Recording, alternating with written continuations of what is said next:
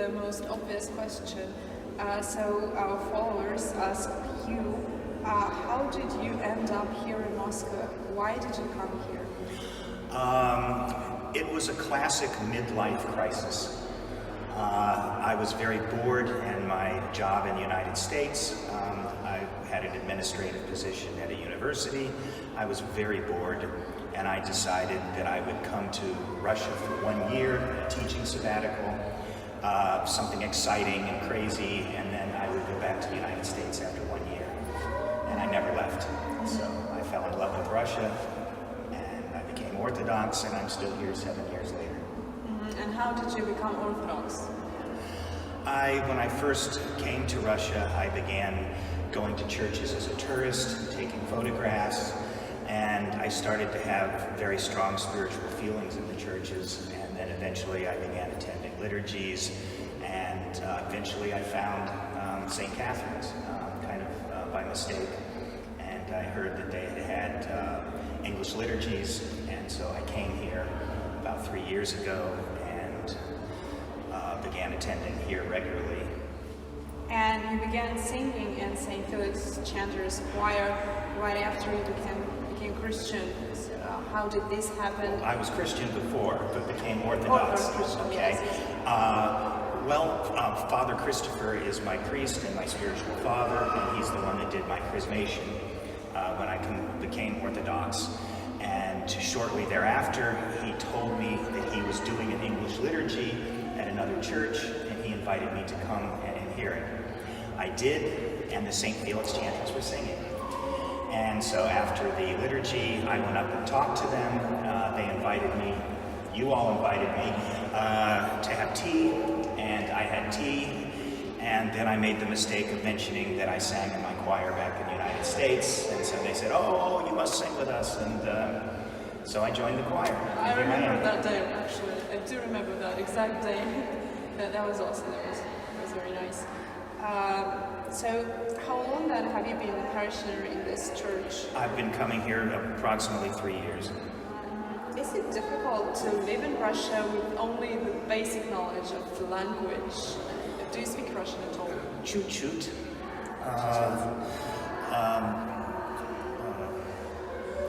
Можно, пожалуйста, большой капучино с соевым молоком?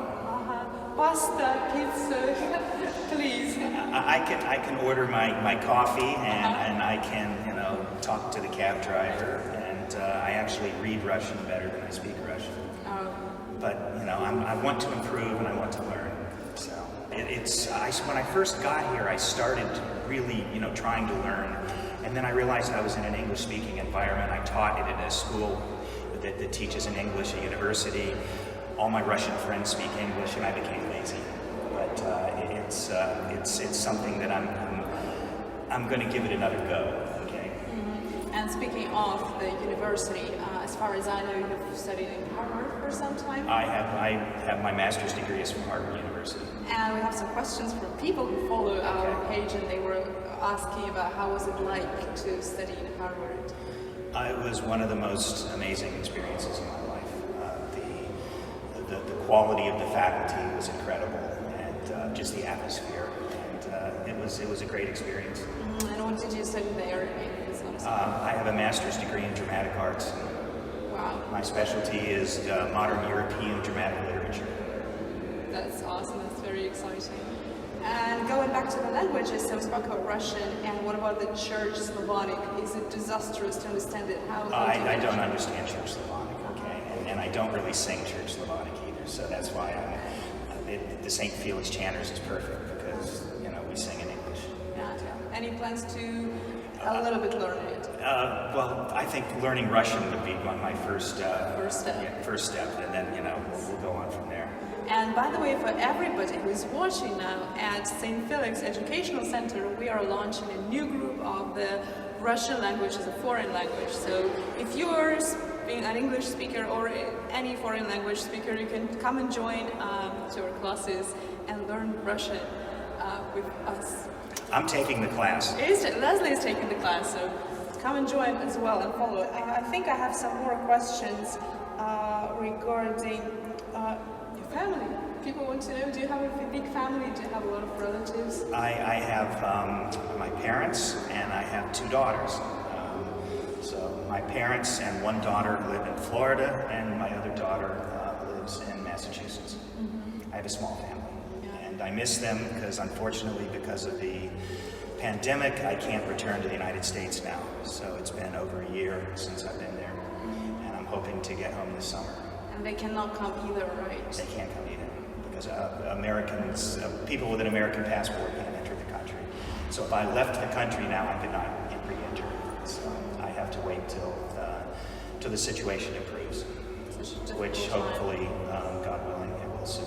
Yeah, hopefully. Yeah. So, and the last one, probably the last one, if you have free time, maybe you have some free time, what other hobbies do you do?